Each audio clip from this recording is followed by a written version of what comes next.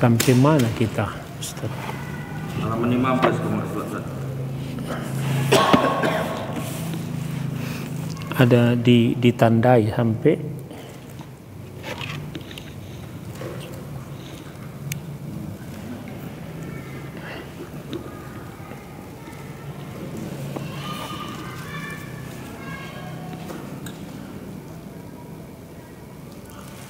apakah tandanya Tuhan itu ada itu ya?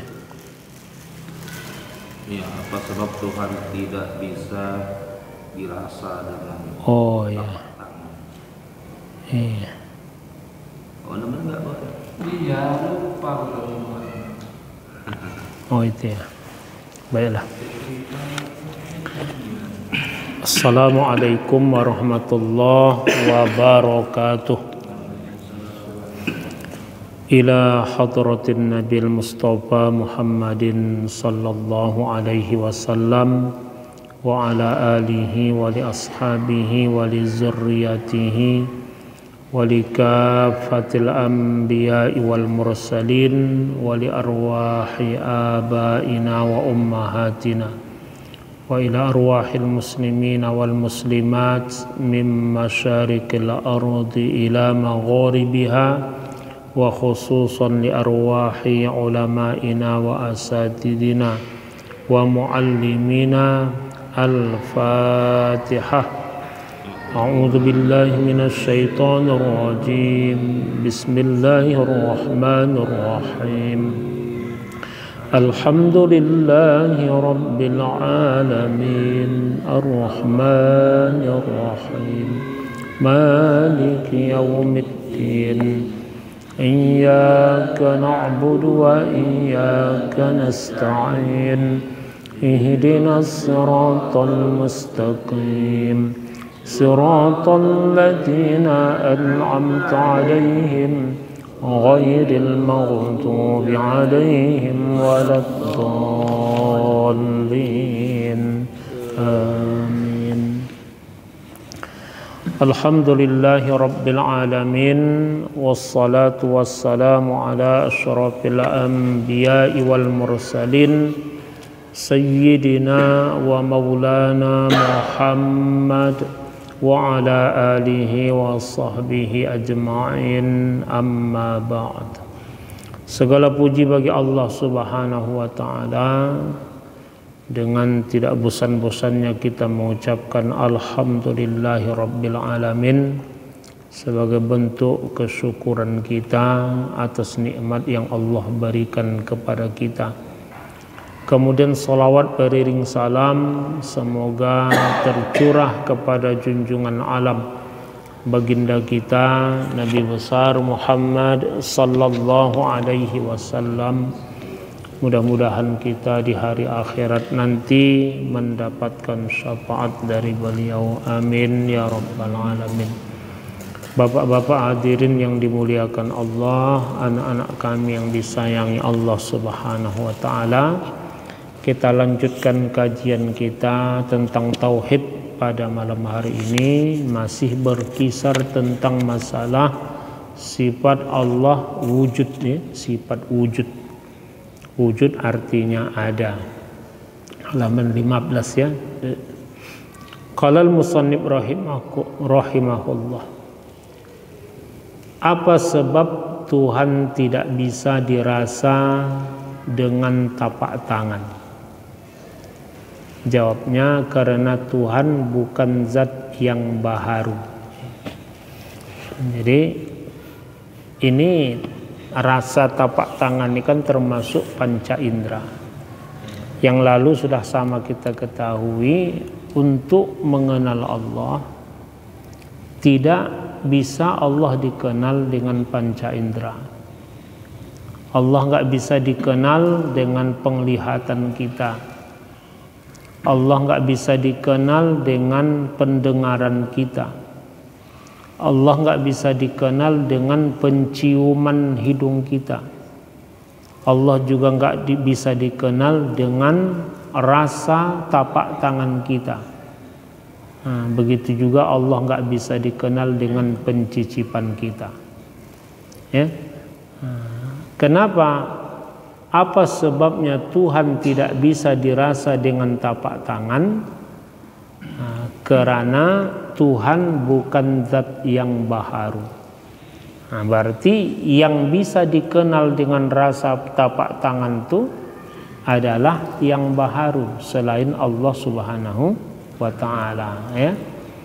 Bisa dirasa ini panas, ini dingin, ya. Ini kasar, ini halus, itu bisa dirasakan dengan tapak tangan. Jadi Tuhan tak bisa dirasakan dengan tapak tangan. Kenapa? Karena Tuhan bukan zat yang baharu, bukan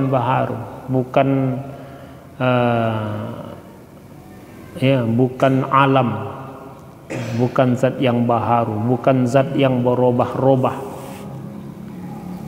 Dengan apa kita mengetahui adanya Tuhan? Karena nggak bisa Allah dikenal dengan panca indera. Yang bisa dikenal dengan panca indera itu adalah segala yang baharu. Alam ini selain Allah Subhanahu wa ta'ala, ya. Jadi untuk mengenal Allah tidak bisa dengan panca indera kita. Macam kajian kita yang lalu, ya kan, Allah tak bisa dikenal dengan panca indera karena Allah memang tidak bisa kita lihat di dunia ini. Muhalun fid dunya wa jaizun fil akhirah. Melihat Allah itu mustahil di dunia ini, dan bisa jadi dapat dilihat nanti di akhirat, di surga lah. Tapi bukan berarti Tuhan di surga. Tempat itu dibangsakan kepada kita, bukan kepada Tuhan. Ya kan? Jadi kalau Tuhan juga di surga, berarti punya tempat. Ya. Jadi yang di surga itu kita. Disitulah tempat kita dapat melihat Allah Subhanahu wa ta'ala.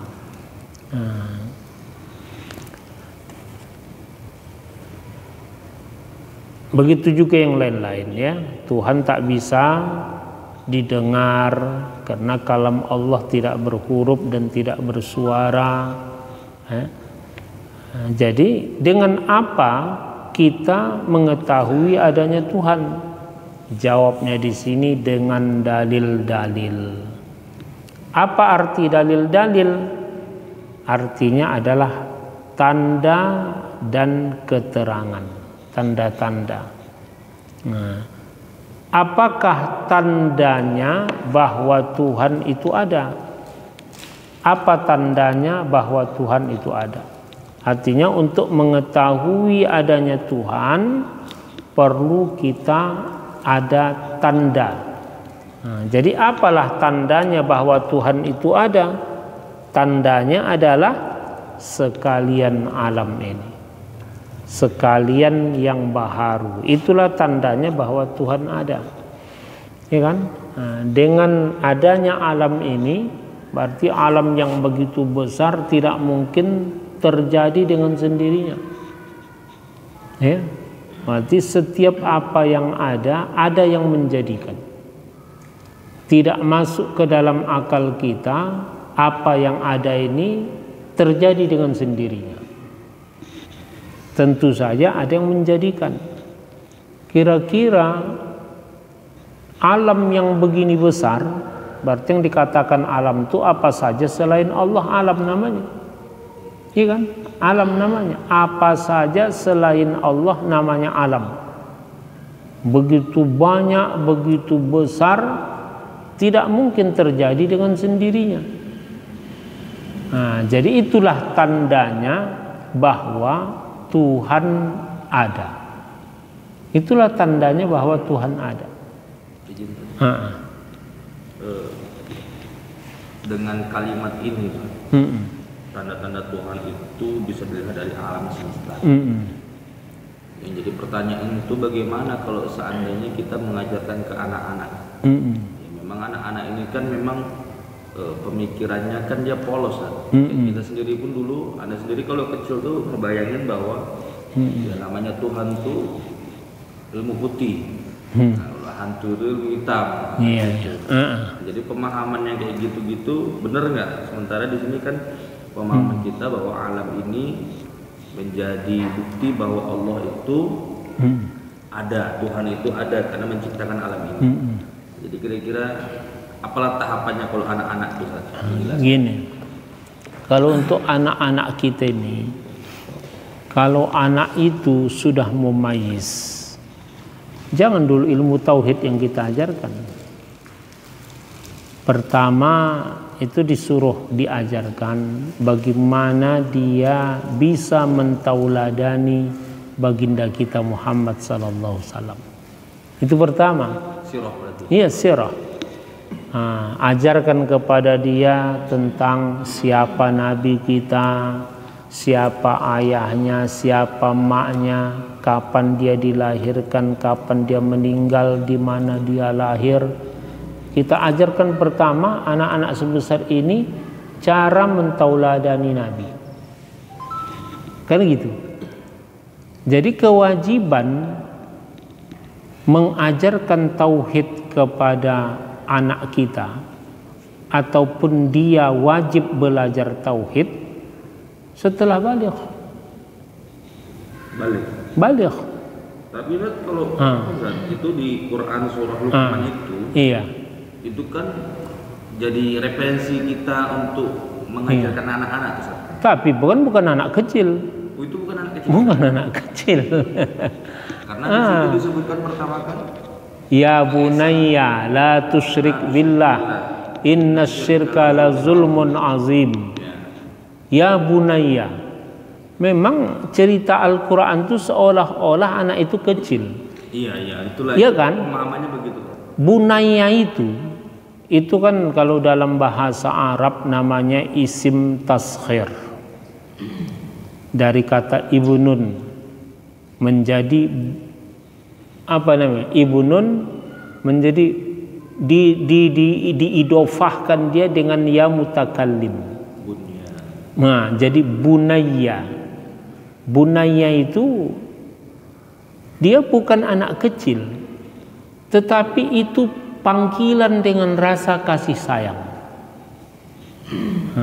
Ya bunayya, hai anakku, la tusyrik billah, jangan sekutukan Allah.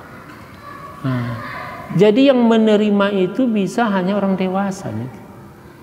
Makanya dalam agama kita tengok kajian-kajian tasawuf dalam kitab Nasaihud Diniyah, dalam kitab-kitab yang lain, yang pertama kita ajarkan kepada anak-anak kita itu bagaimana dia mentauladani Nabi Muhammad sallallahu alaihi wasallam.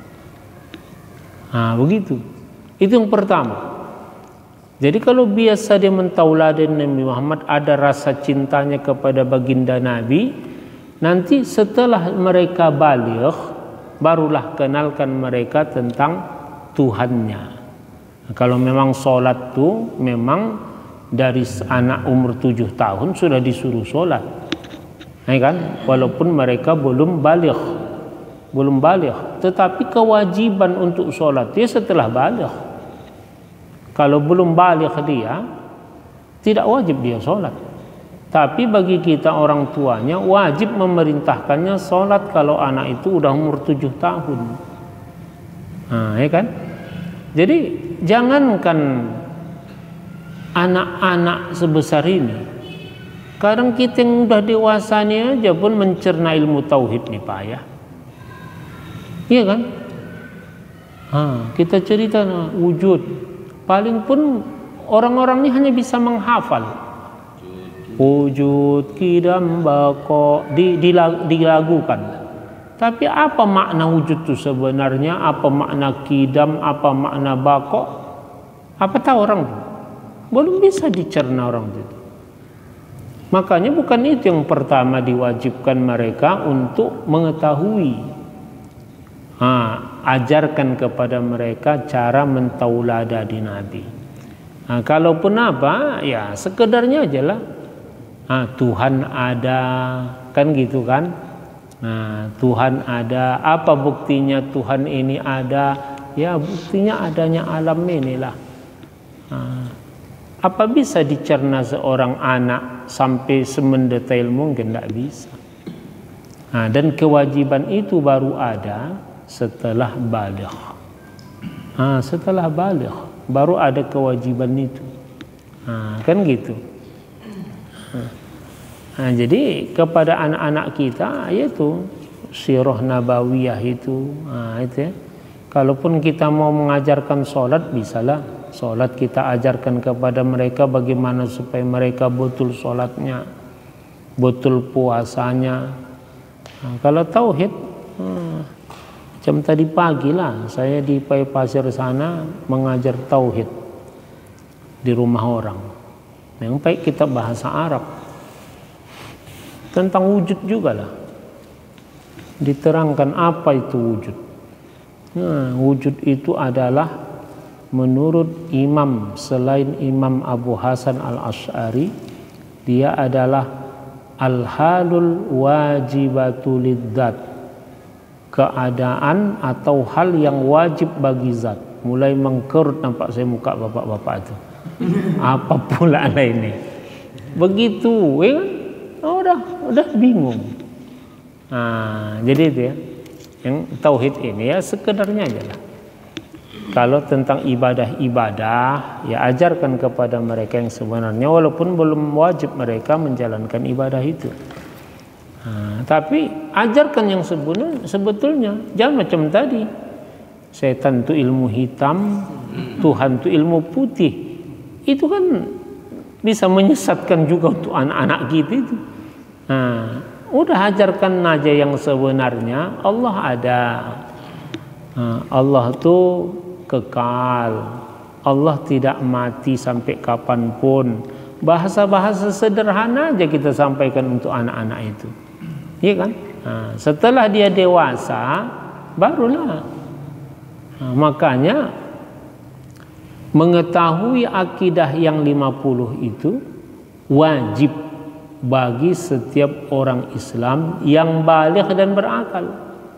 Yang baligh mati udah dewasa dan berakal. Itu yang disebut dengan mukallaf. Mukallaf. Anak-anak ini mukallaf enggak? Enggak. Iya kan? Wajib. Wajib itu artinya apa? Ya wajib secara syar'i. Kalau dia tidak mempelajarinya, dia berdosa. Kalau mempelajarinya, dia berpahala. Wajib syar'i. Kan gitu. Kapan kewajiban itu ada? Ya setelah itu tadi. Ada mukallaf itu. Islam, beragama Islam, dia sudah baligh dan dia berakal. Tidak gila. Iya kan? Jadi itulah orang yang berkewajiban untuk mempelajari sifat 20 ini. Ya, kepada anak-anak kita ya boleh aja kita ajarkan, tapi yang sebenarnya kita ajarkan, walaupun dengan bahasa yang sederhana. Kalau kita bilang wujud itu adalah sifat nafsiyah, apa itu sebenarnya? Anak-anak ya kan? Jangankan anak-anak, sekarang kita yang sudah tua pun nggak paham apa itu sifat nafsiyah. Sifat salbiyah, ma'ani, ma'nawiyah, enggak tahu kita kan. Itu ya. Jadi kita lanjutkan ini.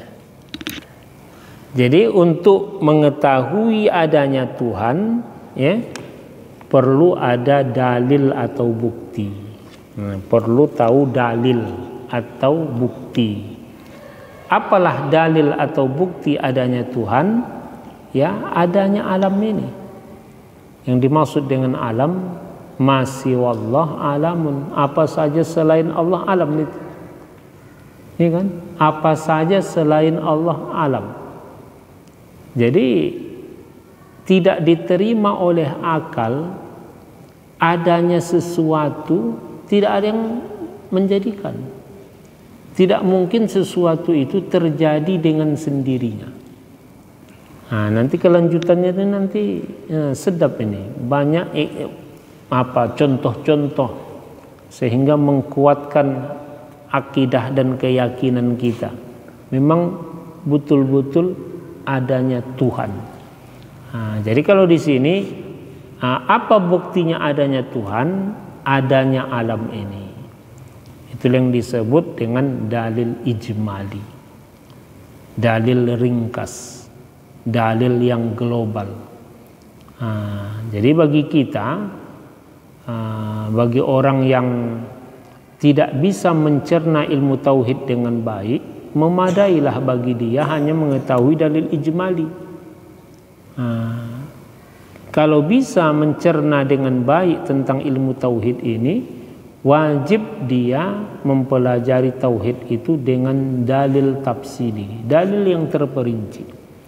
Inilah kajian sifat 20 ini merupakan dalil-dalil yang terperinci. Jadi kalau dalil ijmali itu cukup. Apa bukti adanya Tuhan? Apa bukti adanya Allah? Ya adanya alam inilah. Itulah dalilnya. Alam begini luas, mustahil terjadi dengan sendirinya. Tentu saja ada yang menjadikan. Nah, itulah yang disebut dengan dalil ijmali, dalil yang ringkas. Jadi sebenarnya kalau di dalam ilmu tauhid ini, ulama kita Imam As-Sanusi memadakan. Kalaupun kita nggak tahu dalilnya secara terperinci, dalil-dalil ringkas begitu aja pun sudah cukup bagi kita di dalam mempelajari ilmu tauhid ini. Jadi kalau untuk mendetailnya itu kan, apa bukti adanya Allah? Adanya alam ini. Ada alam ini. Adanya Allah tidak didahului dengan tidak ada. Allah adalah bersifat qidam. Artinya adanya tidak didahului dengan tidak ada. Adanya Allah tidak disebabkan karena satu sebab. Dan Allah adalah kekal, tidak ada akhirnya. Allah berbeda dengan apapun, ya kan? Dan Allah qiyamuhu ta'ala binafsih, artinya Allah berdiri dengan sendirinya, artinya Allah adalah zat dan dia tidak mempunyai tidak bertempat kepada suatu zat. Dan Allah tidak ada mukhassisnya, tidak ada yang menjadikan. Itulah maksudnya, itu dalil tafsili itu. Untuk mengetahui adanya Allah, perlu kita mempelajari dalilnya itu secara terperinci. Itu makan sifat-sifat 20 nih lah. Kalau dalil ringkas gitu aja. Apa bukti adanya Allah? Ya adanya alam ini. Inilah ciptaan Allah Subhanahu wa ta'ala, ya kan? Itu kan ada di asmaul itu ada Allah itu yang zahir dan batin. Jadi Allah yang zahir itu yang gimana? Bukan gitu maknanya. Huwaz zahiru wal batinu, ya kan? Dialah yang zahir dan dialah yang batin. Artinya itu kan apa pangkalnya? Huwal awwalu wal akhiru waz zahiru wal batinu. Dialah awal. Kalau ulama kita memaknakan huwal awwalu bila bidayah. Dialah yang awal, artinya tidak ada permulaannya. Huwal akhiru bilan nihayah. Dialah yang akhir, artinya tidak ada kesudahannya. Huwaz zahiru, dia yang zahir, artinya nyata kekuasaannya. Ya kan? Huwal batinu, dialah yang batin. Artinya itu yang batin itu ya ghaib. Ghaib, batin. Jadi tidak nampak. Ya kan? Allah itu ghaib. Tidak nampak, batin. Yang nyata itu kekuasaannya, ciptaannya, nyata dia. Itu ya. Bukan artinya Tuhan yang zahir, ada Tuhan yang batin, ada enggak. Tuhan yang awal, artinya itu huwal awalu, dialah yang awal, artinya adanya tidak didahului dengan tidak ada. Huwal akhiru, dia yang akhir, artinya adanya tidak ada kesudahannya. Gitu kan. Huwaz zahiru, dialah yang zahir, artinya itu kekuasaannya itu nyata, zahir, nampak. Kan gitu. Bukan Allahnya yang nyata. Bukan, kekuasaannya. Kekuasaan nyata. Makanya nanti dalam kajian Qiyamuhu Ta'ala binafsih ada yang disebut dengan sifat-sifat ta'sir, sifat-sifat yang memberi bekas. Dengan sifat itulah nyata, seperti sifat kudrah, Allah berkuasa, ya kan? Buktinya apa Allah berkuasa? Adanya alam ini. Kalau Allah tidak bersifat kudrah, tidak berkuasa, tentu saja Allah lemah. Kalau dia lemah, tentu saja nggak bisa menjadikan alam. Gitu ya. Artinya itu sifat taksir. Nanti kajiannya ke depan itu nanti. Jadi itu maknanya itu. Bukan Allah itu nampak, tidak, tapi kekuasaannya itu jelas. Jelas dengan sifat-sifat taksirnya, dengan sifat-sifat yang memberi bekas, iya kan? Yang jelas. Inilah bukti kekuasaan Allah. Alam ini bukti kekuasaan Allah. Allah punya sifat iradah, berkehendak. Kalau Allah tidak menghendaki, alam ini tidak ada, ya kan? Begitu juga Allah bersifat ilmu, mengetahui. Kalau nggak tahu dia apa yang bakal diciptakannya, tak jadi itu, ya kan? Kemudian Allah bersifat hayat, hidup. Inilah buktinya Allah hidup. Buktinya kalau Allah umpamanya tidak hidup, tidak mungkin ada alam ini. Itulah yang disebut dengan sifat-sifat ta'sir itu. Sifat-sifat yang dengan itu jelaslah Allah itu ada. Dengan sifat-sifat tadi. Namanya sifat ta'sir. Itu nanti dalam kajian Qiyamuhu Ta'ala binafsih nanti itu, ya. Ini di kita ini ada juga pembahasan di sifat 20 lengkap. Lengkap semua nih. Yang 20 itu. Penasaran juga saat sifat 20 itu kan 13 yang sebenarnya kan. Jadi ada 7 lagi cabang dari yang itu kan. Jadi iya, itulah namanya ada sifat nafsiyah. Itulah wujud. Ada sifat salbiyah. Itulah dia qidam, baqa, mukhalafatuhu lil hawadis, Qiyamuhu Ta'ala binafsih, wahdaniyah. Itu namanya sifat salbiyah. Baru sifat ma'ani. Itu dari kudrat, iradat, ilmu, hayat, sama, basar, kalam. Nah, itu namanya sifat ma'ani. 7 lagi namanya sifat ma'nawiyah, yang berupa keadaan, kaunuhu qadiran, kaunuhu muridan, kaunuhu sami'an, kaunuhu basiran, kaunuhu aliman, kaunuhu hayyan, kaunuhu mutakalliman. Itu dia. Itu namanya sifat ma'nawiyah, ya kan? Jadi kalau sifat ma'nawiyah dan ma'ani itu hampir sama. Kalau kudrah, sifat ma'ani itu sifatnya. Kalau sifat ma'nawiyah ini keadaannya. Kudrah, Allah bersifat kudrah, kuasa, ya. Kaunuhu qadiran, keadaannya berkuasa. Gitu nanti disebutkan nanti kan. Itulah sifat 20 itu. Ya. Jadi nanti ini bagus sekali kitab kita ini menerangkan tentang itu nanti. Jadi apa sebab baharu atau alam menjadi tanda adanya Tuhan? Jawabnya karena baharu atau alam mesti Tuhan yang menjadikan. Ya kan? Jadi baharu atau alam ini itu menjadi tanda adanya Tuhan. Kenapa menjadi tanda adanya Tuhan alam ini? Karena memang alam ini Tuhan yang jadikan. Ya kan? Tuhan yang menjadikan alam ini. Itulah sebagai tanda bahwa adanya alam.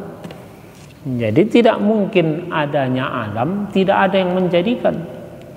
Jadi siapa yang menjadikan alam ini? Ya jelas Tuhan atau Allah Subhanahu wa ta'ala. Jadi di samping ini kan ilmu akal, apa yang namanya hukum akal. Ya dibantulah dengan ayat-ayat Al-Quran.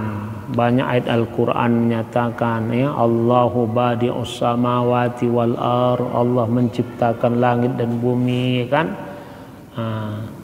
Apalagi ayat itu banyak disebutkan di dalam Al-Quran tuh Allah menjadikan. Itu dibantu dengan ayat Al-Quran. Tapi kalau kepada selain untuk kepada orang-orang yang tidak Islam, kalau kita bacakan Al-Quran, apa itu katanya kan?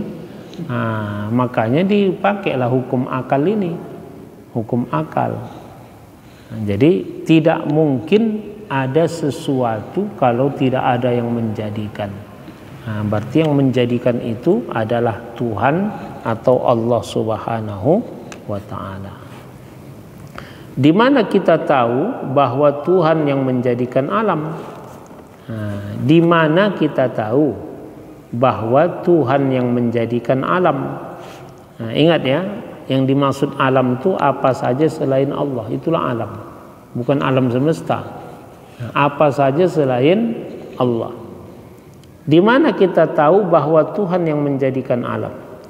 Jawabnya, karena sebelum alam yang ada hanya Tuhan sendiri. Ya kan? Sebelum adanya alam ini, yang ada cuma Tuhan. Itulah yang disebut dengan zaman azali. Azali itu hanya Tuhan yang ada. Hanya Tuhan yang ada. Itu disebut dengan zaman azali. Jadi sebelum ada alam ini hanya Tuhan yang ada. Itulah sebagai bukti yang menjadikan alam ini siapa? Yaitu Tuhan Allah Subhanahu wa ta'ala. Gitu ya. Jadi tidak mungkin terjadi dengan sendirinya. Itu yang disebut dengan zaman azali.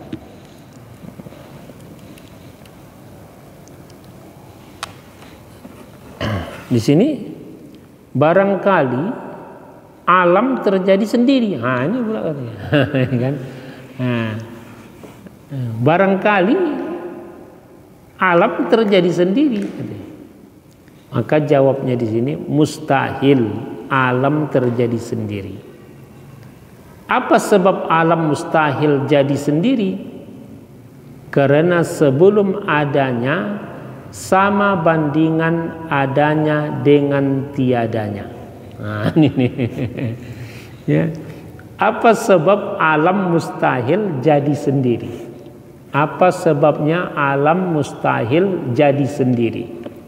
Berarti ibaratnya dia menantanglah ulama kita ini kan. Karena di awalnya bahwa sebelum adanya alam yang ada hanyalah Allah. Berarti yang menjadikan alam ini adalah Allah. Jadi bagaimana kalau umpamanya alam itu jadi sendiri? Bukan Allah yang menjadikan, umpamanya begitu. Maka itu mustahil terjadi. Mustahil alam itu jadi sendiri. Apa sebab alam mustahil jadi sendiri? Karena sebelum adanya alam sama bandingan adanya dengan tiadanya. Ini supaya kita tengok dulu ke bawah ya. Apa salahnya yang sama bandingan adanya dengan tiadanya jadi sendiri? Jadi jawabnya mustahil yang sama bandingannya berat sebelah dengan tiada sebab. Gini. Ada dengan tidak ada. Ya kan? Tunggu sebentar ya. Apa sebab alam mustahil jadi sendiri? Karena sebelum adanya alam sama bandingan adanya dengan tiadanya. Artinya begini, adanya alam dengan tiadanya alam itu sama. Jadi apa salahnya yang sama bandingannya adanya dengan tiadanya jadi sendiri? Apa salahnya? Kalau memang adanya alam dengan tidak adanya alam sama, apa salahnya alam itu terjadi sendiri? Mustahil yang sama bandingannya berat sebelah dengan tiada sebab. Jadi begini, ibarat timbangan, ya, ibarat timbangan. Nah, gini, apa mungkin ini berat sendiri tanpa ada yang memberati? Mustahil, ya kan? Nah, mustahil. Nah, jadi begitulah ini. Jadi ada dengan tidak ada alam itu sebenarnya sama. Adanya alam, tidak adanya alam itu sama. Jadi kalau memang sama, apa salahnya kalau alam itu terjadi sendiri? Ya tidak mungkin terjadi sendiri. Kenapa? Tentu saja kalau yang namanya sama, tentu saja artinya kalau ada sama tak mungkin ada berat sebelah kalau tidak ada yang memberati. Tidak ada yang memberati. Artinya cuman itu. Berarti adanya alam dengan tidak adanya alam, ya kan? Tidak mungkin terjadinya alam itu sendirinya kalau tidak ada yang menjadikan. Nah, tak mungkin alam itu terjadi dengan sendirinya kalau tidak ada yang menjadikan. Nah, itu dia ya. Nah, jadi bagaimana membahasakannya itu supaya betul-betul paham? Nah, kita tengok dulu ke bawahnya ya. Memang dia berturut terus ini ya. Apa sebab yang sama bandingannya mustahil berat sebelah dengan tiada sesuatu sebab, karena tiada dalil buat menetapkan adanya atau tiadanya. Nah, ini lebih apa lagi dia? Lebih ruwet lagi. Nah, kita tengok lagi ke bawah. Apa sebab adanya Tuhan sebelum ada alam? Apa sebab adanya Tuhan sebelum ada alam? Jawabnya, karena Tuhan itu qadim, tidak berawal. Apa sebab adanya Tuhan sebelum ada alam? Jawabnya, karena Tuhan itu qadim, tidak berawal. Artinya, apa sebabnya adanya Tuhan sebelum ada alam? Artinya begini, apa sebabnya adanya Tuhan sebelum adanya alam? Menunjukkan bahwasanya Tuhan itu qadim. Artinya qadim itu Tuhanlah satu-satunya yang ada sebelum adanya alam ini. Nah, Tuhanlah satu-satunya yang ada sebelum adanya alam ini. Nah, itulah menunjukkan bahwa apa sebabnya adanya Tuhan sebelum adanya alam, menunjukkan sebelum adanya alam ini satu-satunya yang ada hanyalah Tuhan. Jadi kalau satu-satunya yang ada hanyalah Tuhan, tentu saja yang menjadikan alam itu adalah Tuhan, Allah Subhanahu wa Ta'ala. Itu ya. Nanti saya cari nanti jalannya supaya bisa memahami. Nah, tapi sebenarnya sudah dapatnya jawabannya itu ya kan, bahwasanya yang menjadikan alam ini adalah Tuhan, karena sebelum adanya alam yang ada hanyalah Tuhan. Yang ada hanyalah Tuhan. Jadi tidak, tentu saja karena sebelum ada alam ini yang ada hanya Tuhan, maka yang menjadikan alam itu adalah Tuhan.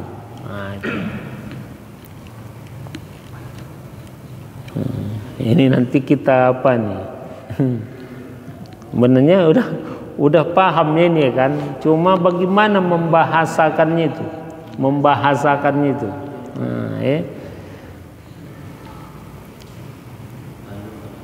Kemudian di mana kita tahu bahwa Tuhan itu qadim, tidak berawal? Di mana kita tahu bahwa Tuhan itu qadim atau tidak berawal? Artinya kalau tidak qadim mesti baharu. Kalau tidak qadim mesti baharu. Artinya bahwasanya Tuhan adalah qadim.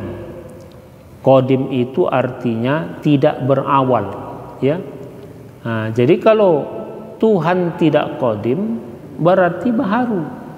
Baharu ini artinya berubah. Dari mana kita bisa dikatakan tidak berubah?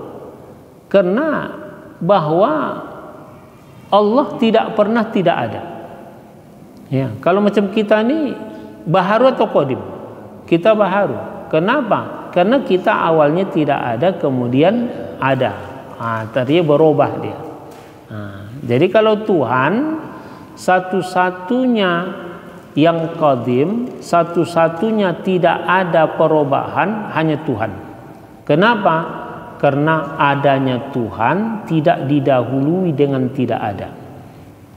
Adanya Tuhan tidak didahului dengan tidak ada. Artinya tidak pernah tidak ada.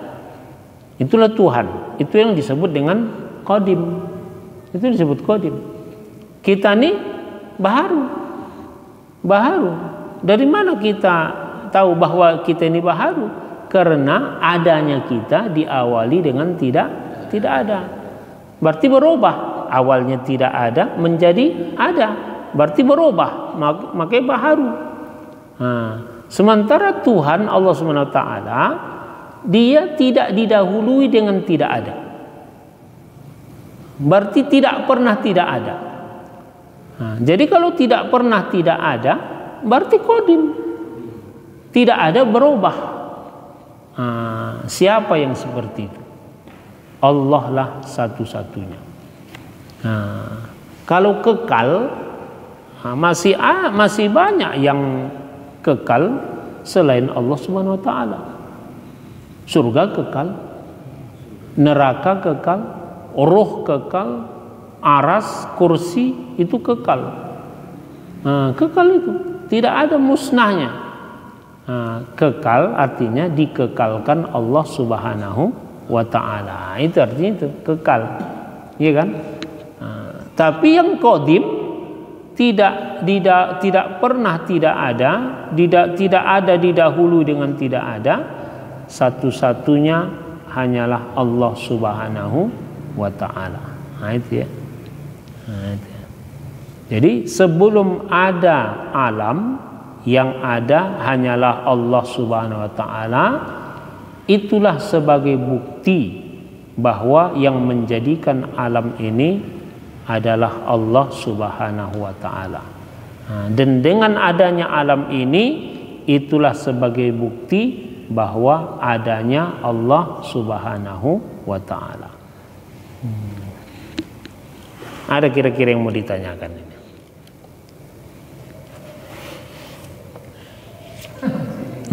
Asing. Saat ini dulu waktu belajar fisika.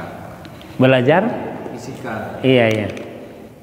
Terjadinya alam semesta ini termasuk bumi kita ini kan salah satu Bima Sakti itu apa namanya? Planet-planet itu apa namanya? Galaksi. Galaksi Bima Sakti itu kan. Karena terjadi ledakan. Itulah ceritanya kan saat itu ilmuwan yang mengkaji itu. Ternyata memang setelah disandingkan dengan Quran, dengan tauhid ini memang sih ada nyambungnya juga, tapi memang nggak nyambung juga karena kan memang ya kalau memang dia terjadi karena ledakan, ya ledakan sendiri itu kan siapa yang buat kan gitu. Iya, iyalah. Yang jelas bagaimanapun prosesnya itu yang membuat adalah Allah Subhanahu wa taala. Bagaimana prosesnya?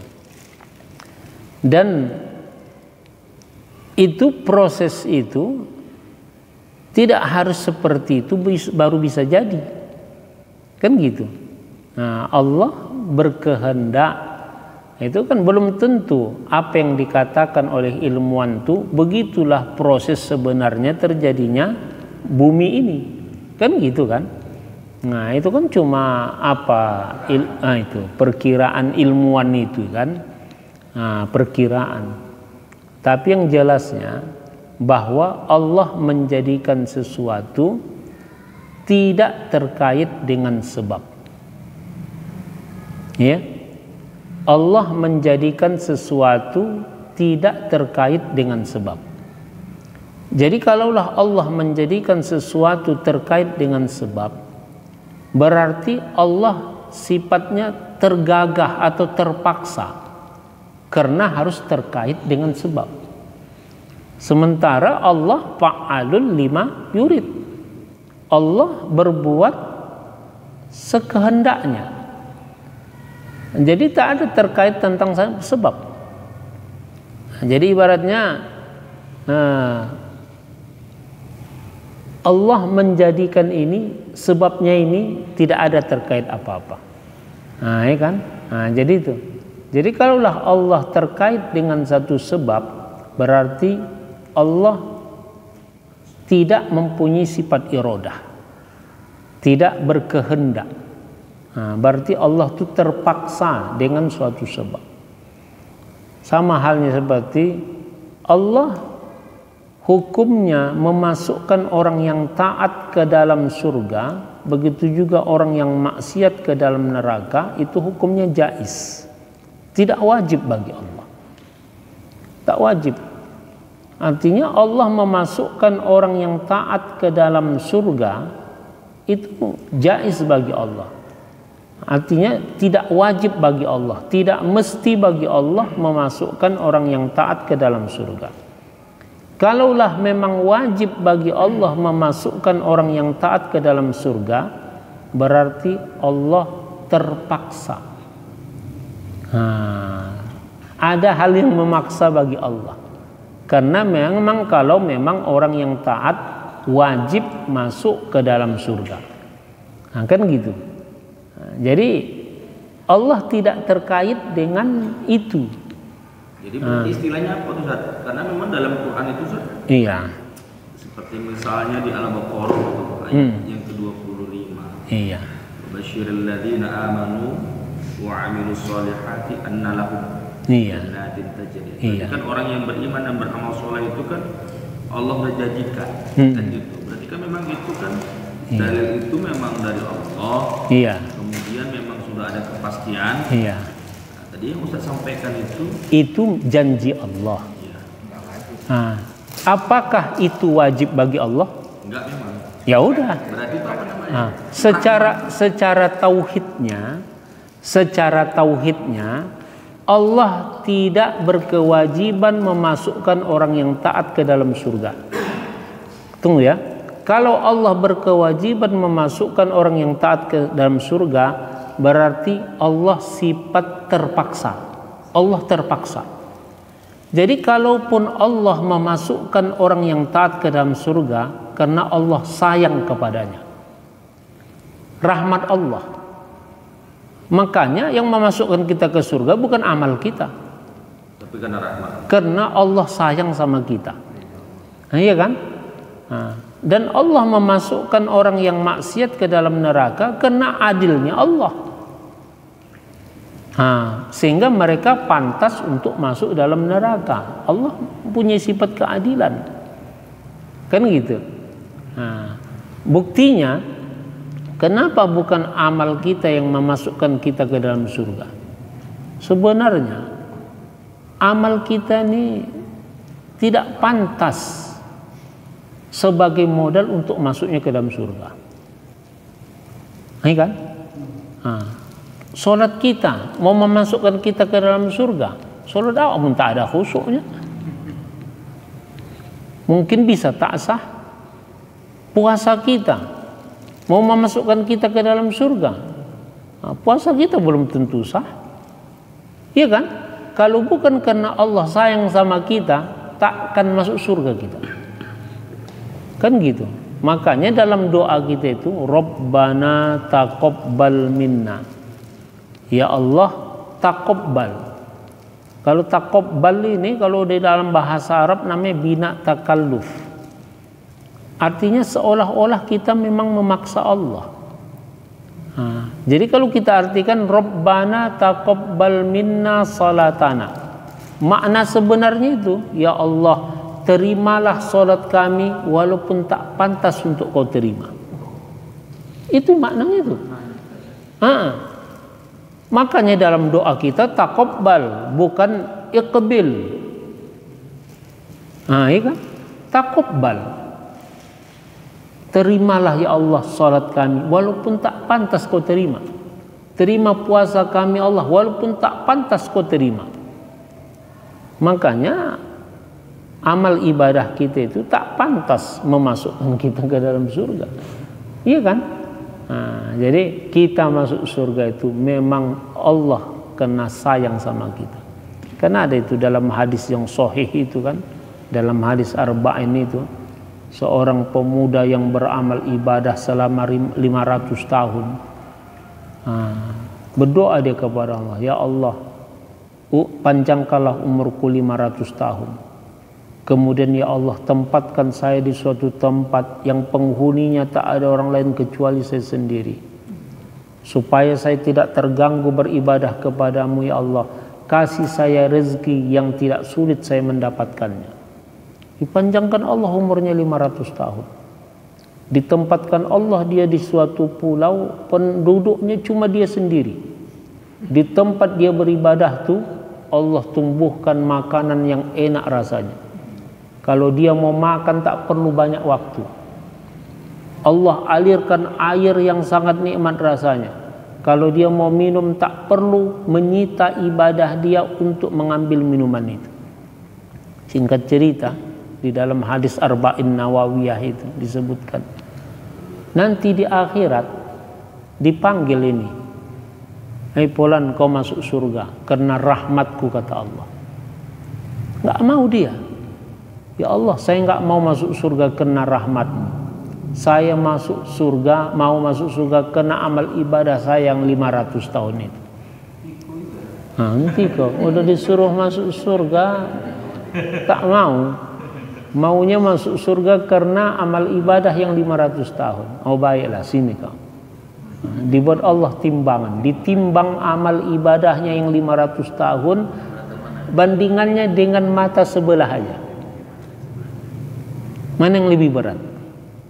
Ternyata ditengoknya mata sebelah jauh lebih berat dibanding amal ibadahnya 500 tahun. Bagaimanalah bisa amal ibadah itu memasukkan kita ke surga dibanding nikmat-nikmat Allah yang luar biasa yang Allah berikan kepada kita. Makanya kalaupun masuk surga kita karena rahmat Allah, memang sayang sama kita. Kan gitu kan. Salah gitu Ustaz, ya Allah masukkan kami ke dalam surga bersama Nabi Muhammad gitu. Iya, enggak salah juga. Itu kan harapan kita kepada Allah, iya kan? Iya, itu kan permohonan kita. Itu kan doa kita, tidak masalah. Harapan kita. Iya. Kadang pun kalau nggak begitu sombong kali lawak. Tak mau masuk surga, tak mau meminta surga, iya kan? Tapi disesuaikanlah pula. Beribadah lawak dan berdoa. Ini sholat tidak apa tidak, berdoa kepada Allah minta surga, iya kan? Itu pula ya kan? Berarti kan Ustaz memang endingnya memang semua itu tidak bisa kita menilai seseorang. Tak bisa. Dan berarti kan memang gini juga Ustaz, rahmat Allah itu turunkan karena memang logikanya karena kita taat Ustaz. Ya.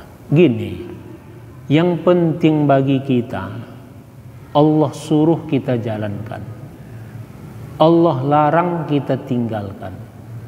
itulah mengundang rahmat itu. Jangan kita menganggap apa yang kita amalkan itu sudah pantas kita masuk surga. Tinggal lagi Allah suruh kita kerjakan, sekecil apapun perintah itu. Allah larang, kita tinggalkan, sekecil apapun larangan itu. Itulah usaha kita untuk mendapatkan rahmat tadi. Bukan berarti kalau sudah beramal surga leni, kan gitu, ya belum tentu. Iya kan? Itu dia. Pokok ada kisah itu kayak kisah maaf cakapnya itu PSK itu yang masih minum anjing itu kan. Betul itu. Tapi masuk surga karena masuk surga. Iya, itu rahmat Allah kan. Makanya Umar bin Khattab katanya, Allah merahsiakan Allah merahsiakan ridhonya dalam ketaatan yang kita buat. Artinya apa? Kita jangan sepele terhadap ketaatan, sekecil apapun ketaatan itu. Bisa jadi ketaatan yang kecil yang kita buat ternyata di situ ada ridho Allah sehingga menyebabkan kita masuk ke dalam surga. Menurut satu riwayat, Imam Ghazali itu masuk surga karena dia pernah mau menulis buku, hinggap lalat di ujung penanya. Tak berani dia menggerakkan penanya itu karena takut dia memutuskan harapan lalat tadi. Imam Ghazali. Jadi ulama kita bermimpi tentang Imam Ghazali. Kenapa? Apa yang menyebabkan Anda masuk surga? Yang diceritakan Imam Ghazali itu tadi. Kan itu kan amalan yang sedikit itu, ternyata di dalamnya ada mengandung ridho Allah. Ya kan? Begitulah tadi yang pelacur tadi, PSK tadi. Tentu saja dia itu bertaubat, ya kan?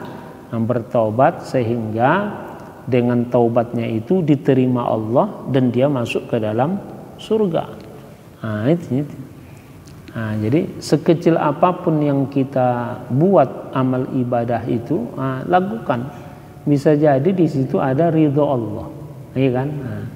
Dan begitu pula sekecil apapun kemaksiatan itu kita tinggalkan. Bisa jadi di situ ada murka Allah. Ada juga kisah ulama itu kerjanya mengambil upahan membelah kayu. Siap dia makan siang, diambilnya lah serpihan kayu itu, dicongkelkannya ke giginya. Itulah penyebab dia disiksa di dalam kubur. Hal yang sepele itu. Dimimpikan seorang ulama, Anda kan ulama besar, kok disiksa berat seperti ini? Itulah diceritakannya. Hanya mengambil milik orang lain tanpa setahu pemiliknya, tanpa seizin pemiliknya. Kalau kita ambil aja itu kan, kenapa? Karena kita anggap pun pemiliknya pun bakal tak menanya, ya kan? Bakal tetap mengizinkan. Tetapi itulah tadi, sepele dalam hal yang sedikit, ternyata di dalamnya ada murka Allah. Kan gitu kan? Ya udah lagi. Tinggal lagi disuruh Allah kita laksanakan, dilarang Allah kita tinggalkan. Udah, beribadah aja kepada Allah. Kalau surga itu urusan Allah Subhanahu wa taala, di samping kita tetap berharap untuk mendapatkan surga itu. Kan gitu kan. Makanya Al-Rasyid itu ada syairnya dengan satu. Iya, betul. Iya. Itu syair apa itu? Abu Nawas itu ya? Abu Nawas. Iya. Itu. Gitu lah ya. Nanti insyaallah ini kita ulang nanti nih. Saya cari-cari jalan bagaimana untuk memahamkan. Iya, yang lebih simpel.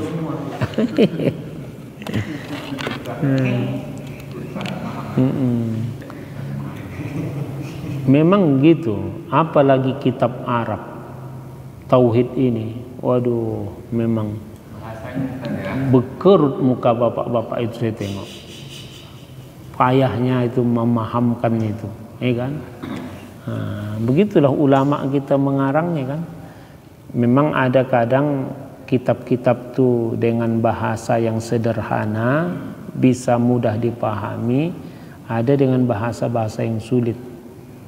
Nah, kitab ini pun kadang berpengaruh dengan apanya, dengan kebangsaan orang yang menulis kitab itu.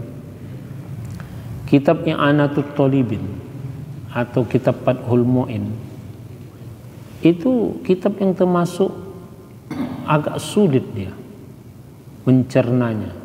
Kenapa? Memang pengarangnya itu bukan orang Arab, bukan orang Arab dia, iya kan?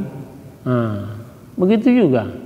Tapi kalau Syekh Nawawi Al-Jawi memang dia bukan orang Arab, tetapi dia memang lama di Arab. Dari kecil memang di Arab, jadi bahasa dia itu bahasa yang mudah. Ada buku saya namanya Bahrul Fawaid, 2 jilid. Penyusunnya itu disertasi doktor dia untuk S3-nya.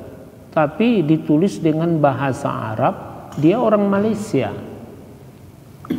Agak ribet bahasanya. Karena dia bukan orang Arab itu. Jadi terpengaruh dengan bahasa dia sendiri. Gitu tuh. Jadi orang Indonesia pun kalau menulis tulisan berbahasa Arab terpengaruh dengan bahasanya. Gitu ya. Makanya pengarang-pengarang kitab tuh banyak yang macam berlomba dia. Bagaimana itu membuat kitab tuh supaya mudah dipahami. Gitu ya. Ini kitab-kitab Arab ini pun beda-beda dia. Apalagi kitab Melayu. Lain daerah, lain model bahasanya. Ini Melayu Tanjung Balai nih. Ya kan? Nanti Sirus Salikin lain, Sabilal Muhtadin lain, Matla'ul Badrin lain. Karena ada Melayu Thailand, ada Melayu Kalimantan, ada Sulawesi. Ini masing-masing beda dia. Itu kalau kitab-kitab Melayu, ya.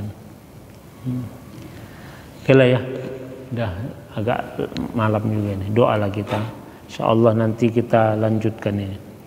Masih ada pertemuan satu lagi ya? Masih ada ya? Pikir kita nanti kan. Ya. Alhamdulillahi Rabbil Alamin, wassalatu wassalamu ala asyrafil anbiya'i wal mursalin, Sayyidina wa maulana Muhammad wa ala alihi wa sahbihi ajma'in. Allahumma allimna bima lam na'lam. Allahumma inna nas'aluka ilman nafi'a wa rizqan wasi'a, halalan tayyiban mubarakan jamila. Rabbana atina fid dunya hasanah wa fil akhirati hasanatan wa qina adzaban nar. Wa sallallahu ala sayyidina Muhammad wa ala alihi wa sahbihi ajma'in. Subhana rabbika rabbil izzati amma yasifun, wa salamun alal mursalin, walhamdulillahi rabbil alamin. Assalamualaikum warahmatullahi wabarakatuh.